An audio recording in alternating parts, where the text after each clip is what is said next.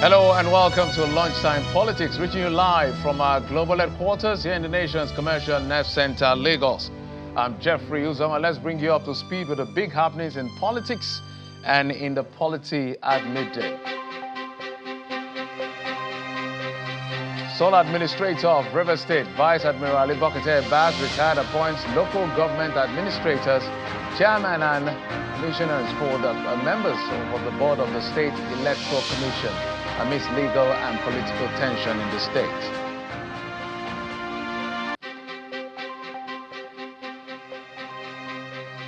The Shakiri community in protest halts operations at the 28,000 barrel per day oil production facility in Ogidigben for what they describe as unfair proposed ward delineation by INEC.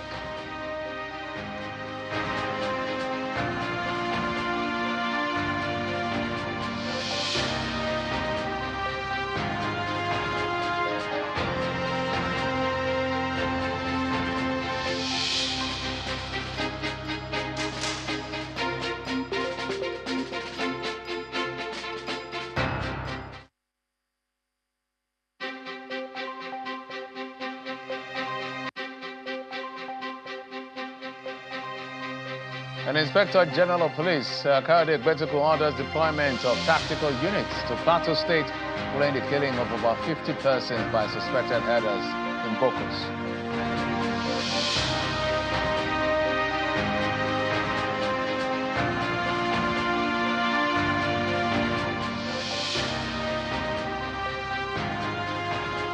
Thanks again for joining us on the program. This is where we bring you all access pass of what's going on in politics and in the polity right here at midday.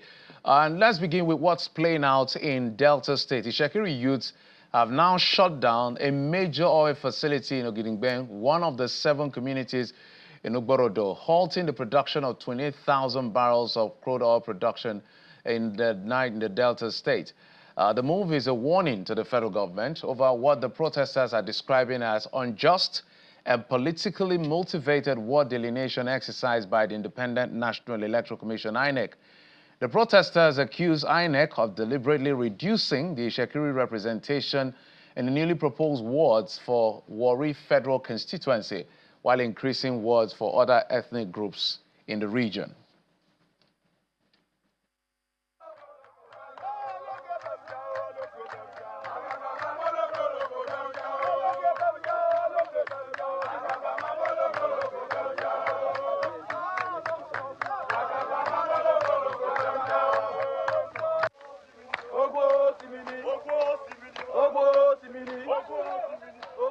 All right, so that's what's playing out today in Warri, Delta State. But here in Lagos, the Labour Party has condemned the violent attack carried out on the party's Lagos State Secretariat by thugs, which left the office vandalized and valuable property worth hundreds of thousands or millions of naira missing.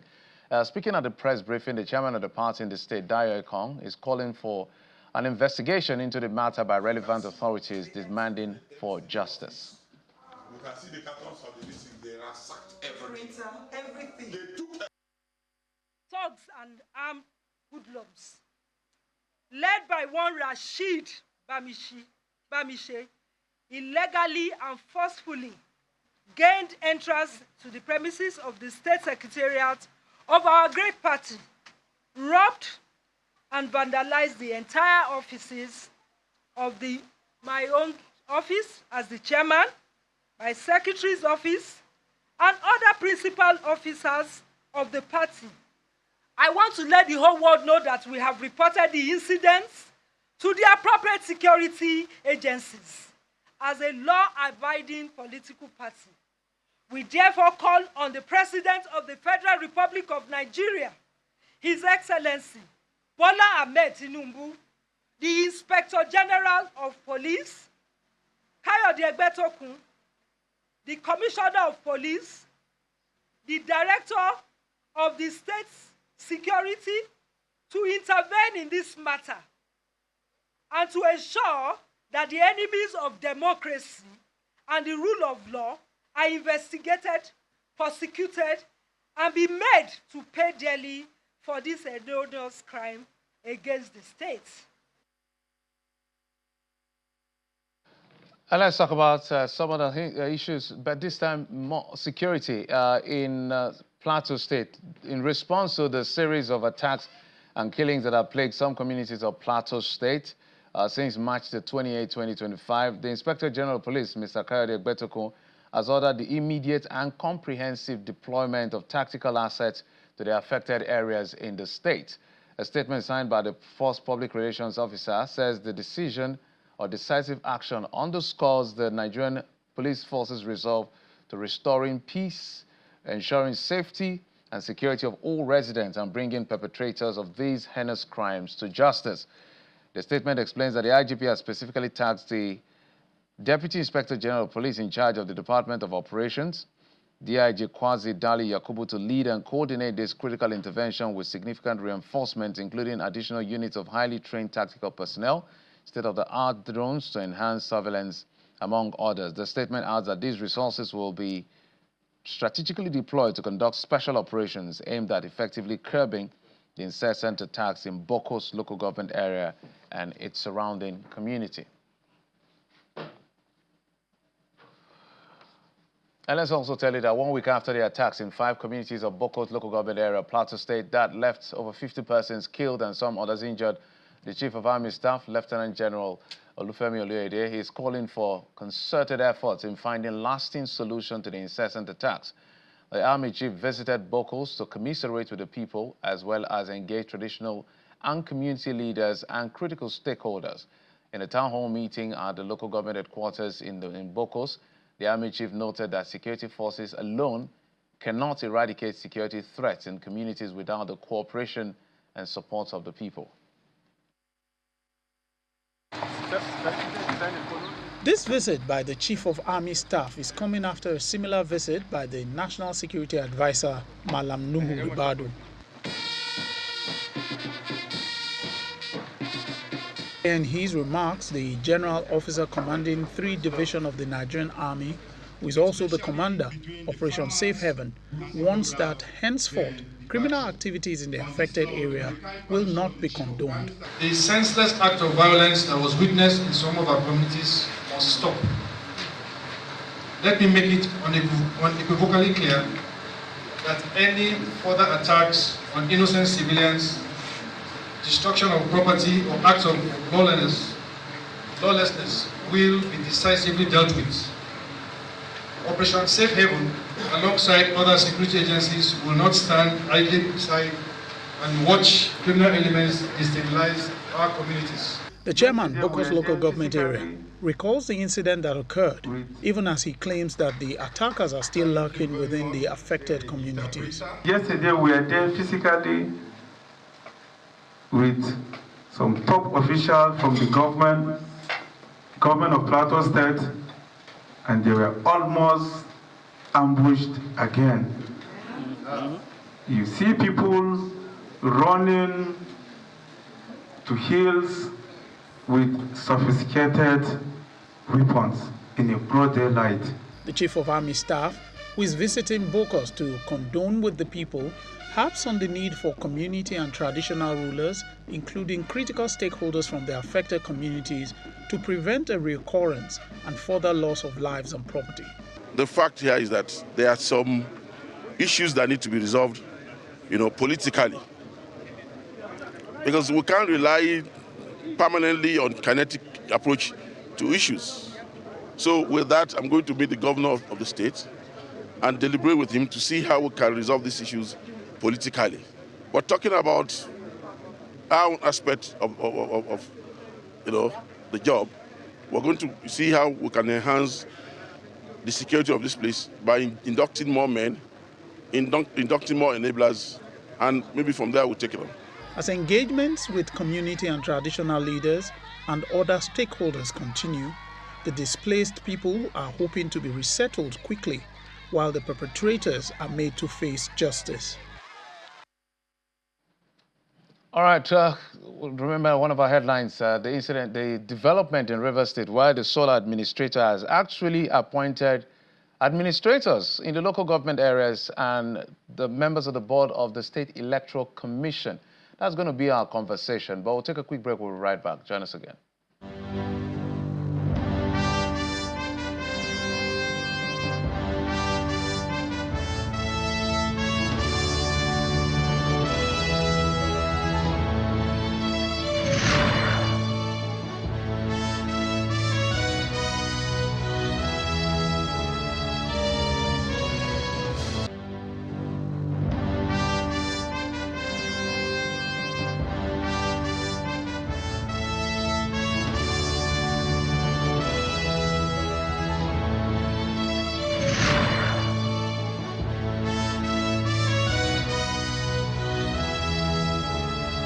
Welcome back. The administrator of Rivers State, retired Vice Admiral Ibokete Abbas, has appointed 23 local government administrators in the state, as well as new board for the State Electoral Commission.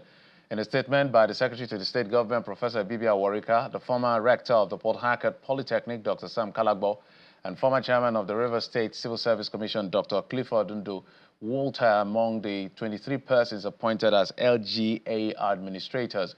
Dr. Michael Ekpai Ode is appointed as chairman of the resident of the State Electoral Commission. Other members of the commission include Lasasi Lene Tobira, Professor Otto Wafo, Professor Godfrey Nwoke Mbudioga, Professor Dame Joyce Akaninwo, and Dr. Mrs. Olive Bruce and Professor Chidi Halliday. So that's the situation in Rivers State. We've been joined on the program by Senior Advocate of Nigeria, Mr. Lawrence Okojaja. Mr. Okojaja, thank you so much for coming on the program.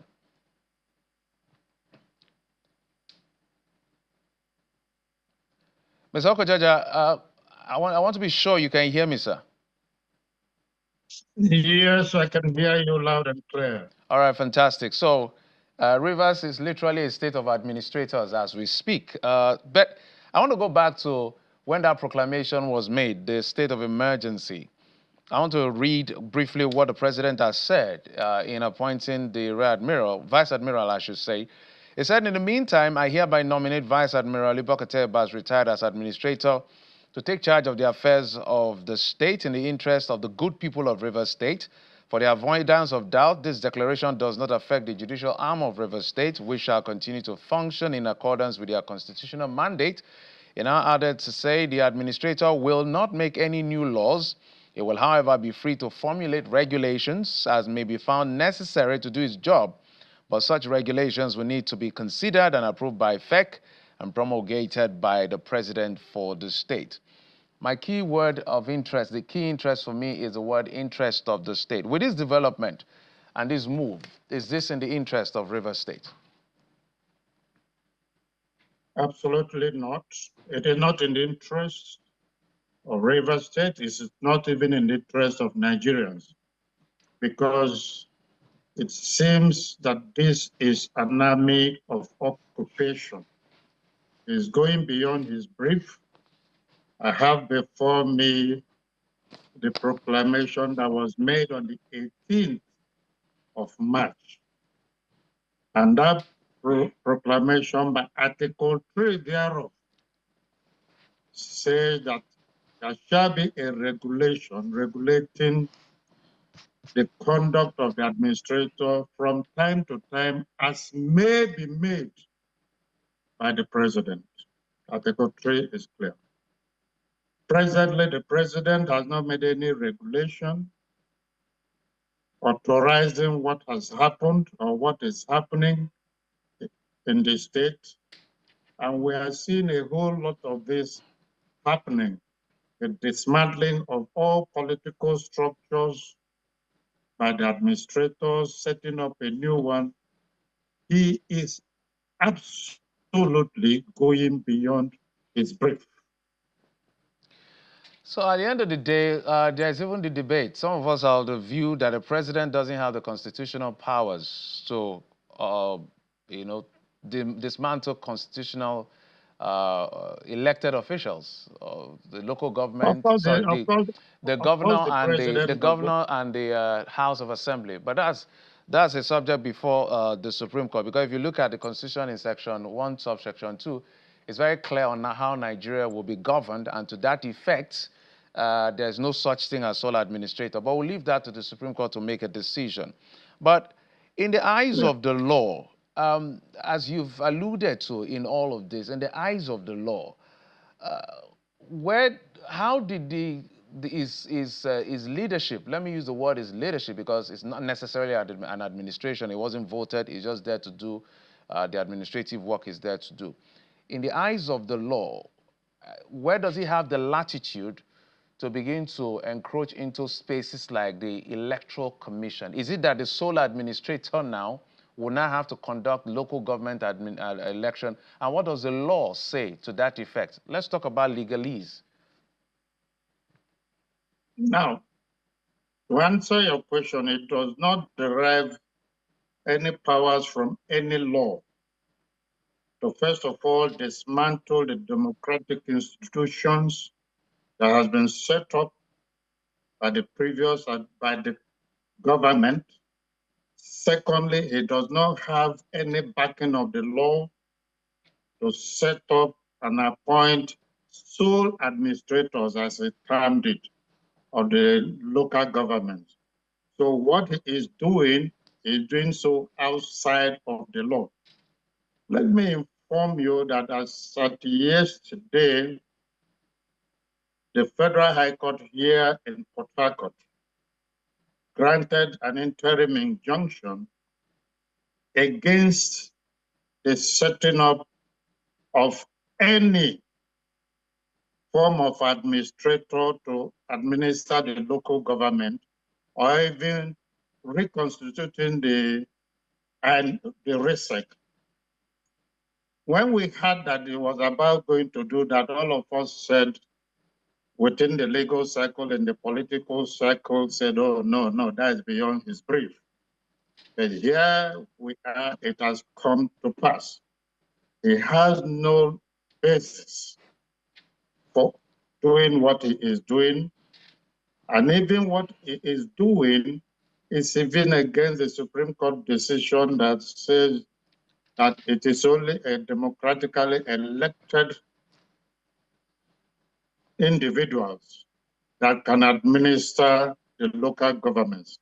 And that was why when the governor came back after the Supreme Court decision, he had to relieve, so to speak, all the local government chairmen and councillors of their position.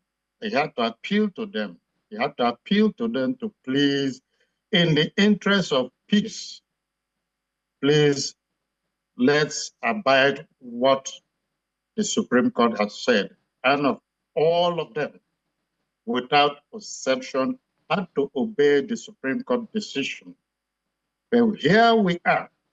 After the Supreme Court had made that decision, we now have a situation where a sole administrator, which in the first place ought not to be sitting where he's sitting now, is going ahead to appoint sole administrators.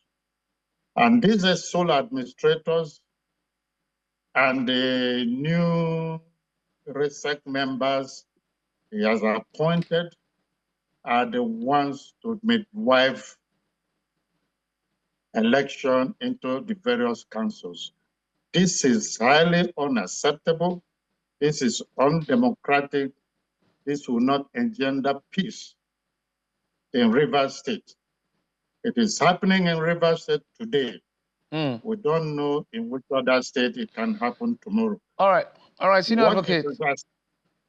Just a moment. Yeah. I have a lot of follow-up questions within the time we have of some of the activities of the sole administrator since he took over and what he was meant to do in the first place. But we will be going over to Abuja for the official inauguration of the Guzape Mall by the Minister of State for the FCT, which is taking place right now. But that will be only on our DSTV platform. The program continues on all other platforms. Thank you. Senior Advocate, just a few things I want to find out from you. And that has to do with when he was appointed. Let's even admit without conceding to say he was appointed and we overlook a couple of things. What was he meant to do within the time frame he had?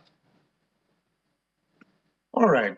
Within the time frame he has, even though the Rivers people were all aggrieved and taken aback that a sole administrator should be appointed after the president had directed, so to speak, that PANDEF, that is some elders from the Rivers and Niger Delta extraction, should go and settle this matter. The next thing we heard was the appointment of sole administrator. Be that as it may, we swallowed it. We tried to maintain peace.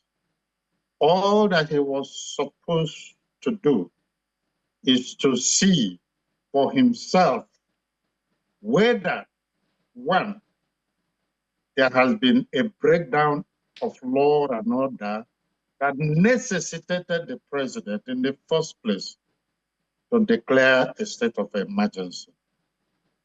If the answer is in the affirmative, his position would have been to ensure that peace is restored to Rivers State. But he came, even by what he had said, Rivers State is peaceful, people are going about their legitimate business. So he had no reason to deviate even from maintaining the peace and ensuring that the democratic institutions are functioning without molestation, to going to dismantle them and setting up a new one. All right, senior advocate. So my question will be again, now I'm just reading that part of the sweeping decisions that are being made literally is governing, in my sense of what I'm saying here, Civil Service Commission, Local Government Service Commission, and all of that. Yes. From all of this, did it have anything to do with him having? Will his work be affected in any shape or form if he doesn't suspend all political appointees and all of this suspension is done and reappointment is done, albeit in the interim? Would it have affected the effectiveness of him being a sole administrator as appointed by the president? It will not have affected him in any way. It will not have affected him in any way. Don't forget that it is Rivers people that are manning those positions. Now it is some other Rivers people that are being appointed to that position. So it wouldn't have affected his position in any way. What seems to be happening is to pull the rug from the legitimate government and perhaps hand over the reins of government to a shadow government, as I may call it. Okay. That is what is happening. It wouldn't have affected his work in any way. All right, Leonard Silk, in closing, so it appears we have moved from a contentious presidential discretionary latitude overreach to an issue that has stoked debate around political permutation. Because there are people that feel that ab initio this was all politics. I know you're a lawyer, a member of the inner bar, but do you see this? Is there credence to all of this, or these are just speculations?